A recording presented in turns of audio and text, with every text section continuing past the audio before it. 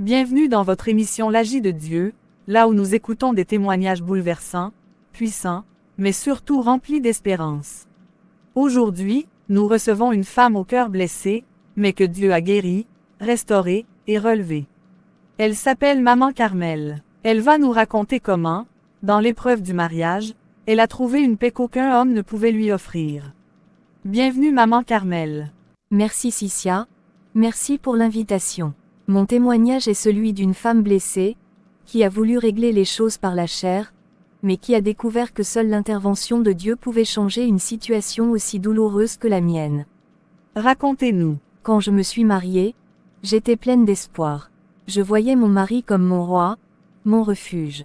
Je l'aimais sincèrement, et je me suis donnée à lui corps et âme. Au début, tout allait bien, mais quelques années après, les sorties tardives ont commencé, les disputes inutiles aussi. Je sentais qu'il s'éloignait. Un jour, je découvre l'impensable. Mon mari me trompait. Ça a été un coup dur. Ce fut comme un coup de poignard. J'ai crié, j'ai pleuré, j'ai même cassé des assiettes. J'ai menacé de partir, j'ai menacé de le dénoncer à sa famille. Je l'ai insulté, mais malgré toute cette bagarre, il continuait. Il s'éloignait encore plus. J'étais brisée, et dans mon désespoir, j'ai pris une terrible décision. Je me suis dit, s'il me trompe, moi aussi je vais le tromper. Il va voir ce que ça fait. Et c'est ce que j'ai fait. Pas par plaisir, mais par vengeance. Pour lui faire mal. Mais ça n'a rien changé. Au contraire, ça m'a détruite davantage. Je pleurais la nuit. Je me regardais dans le miroir et je ne me reconnaissais plus.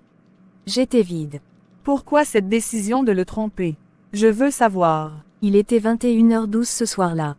Assise seule sur le canapé, je fixais l'écran noir de LQA Télévision. Je n'avais même pas eu la force d'appuyer sur la télécommande. Tout était silence, sauf le bruit du climatiseur qui ronronnait faiblement. Mon mari, Patrick, était encore dehors. Il m'avait dit qu'il avait une réunion tardive, mais je n'étais pas idiote. Depuis des mois, je sentais la distance, les messages supprimés, les parfums inconnus sur ses chemises. Je suis fatiguée, devenue automatique.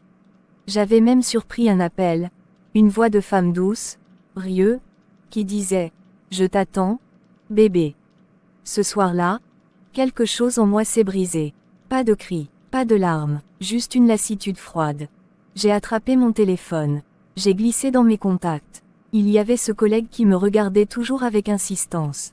Il avait déjà tenté quelques approches, mais j'avais toujours résisté, par fidélité. Ce soir-là, je lui ai juste écrit « Tu es libre ce soir ». Quelques minutes plus tard, il avait répondu « Toujours pour toi ». Je me suis levée, je me suis maquillée légèrement, j'ai mis une robe noire simple, mais ajustée. Je me suis regardée dans le miroir. Je sentais vide, mais déterminée. Nous nous sommes vus dans un bar discret de la ville. On a parlé.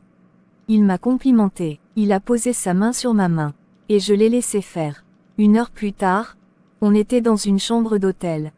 Mais ce que je pensais être une vengeance libératrice devint un poids. À peine la porte fermée derrière moi, en repartant chez moi vers 1 heure du matin, je sentais déjà le mal en moi. Pas de triomphe, pas de soulagement, juste du vide, encore plus grand. En entrant dans notre chambre, Patrick dormait déjà, le dos tourné, comme d'habitude. Je me suis allongée, les yeux ouverts, et j'ai murmuré pour moi-même, j'ai voulu me venger, mais c'est moi que j'ai blessé. Et cette nuit-là, pour la première fois, j'ai compris que l'infidélité ne réparait jamais une blessure. Elle l'aggravait seulement. La vengeance, nous les femmes. Un jour, dans un supermarché, je croise une amie d'enfance. Elle me regarde et me dit, « Carmel, tu n'as pas changé, mais tes yeux sont tristes. » On s'assoit, on parle, et je finis par lui raconter tout. Elle ne m'a pas jugée. Elle m'a juste tenu la main et m'a dit, « Tu as essayé la bagarre, tu as essayé la vengeance. Et si tu essayais Dieu ?» Cette phrase m'a bouleversée. Elle m'a invitée chez elle. Ce soir-là, elle a prié pour moi. Et pour la première fois depuis longtemps, j'ai dormi paisiblement. Elle m'a offert une Bible, elle m'a guidée doucement dans la prière, et elle m'a parlé d'obéissance, de pardon, d'humilité. J'ai commencé à prier, pas pour que Dieu punisse mon mari, mais pour que Dieu guérisse mon cœur. Et petit à petit, je changeais. Je ne réagissais plus aux provocations. Je priais, je déposais mes larmes aux pieds du Seigneur. Je recommençais à préparer à manger avec amour, à l'attendre avec calme, et même quand il rentrait à 2 heures du matin, je ne criais plus. Je priais en silence, et croyez-moi, ce n'est pas facile. Mais Dieu donnait la force.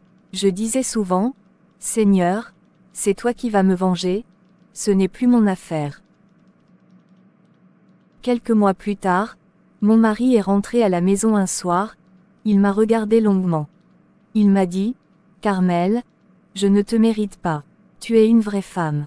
Pardonne-moi. » Il a pleuré, moi aussi. Ce jour-là, j'ai vu l'agir de Dieu. Mon mari a changé, il a coupé tout contact avec cette femme. Il est revenu à la maison. Et mieux encore, aujourd'hui, c'est lui qui prie pour notre foyer. Il est devenu un homme nouveau. Maman Carmel, ton témoignage est fort. Tu nous montres que les armes charnelles ne produisent rien. Mais quand on laisse Dieu se battre pour nous, il restaure même ce qu'on croyait perdu. Que dirais-tu à une femme qui passe par là aujourd'hui? Ma sœur, je te parle avec des larmes dans le cœur. Si tu es blessé, ne rends pas le mal pour le mal. Tu n'as pas besoin de répondre par l'infidélité. Ce que tu ne peux pas changer par les cris, Dieu peut le transformer dans le secret de ta prière. Laisse Dieu être ton avocat. Laisse Dieu se battre pour ton foyer. L'agit de Dieu est réel. Merci d'avoir suivi cette émission. Que ce témoignage vous touche, vous relève, et vous donne foi en un Dieu qui restaure. À très bientôt pour un autre épisode de l'Agit de Dieu avec moi, Cécia.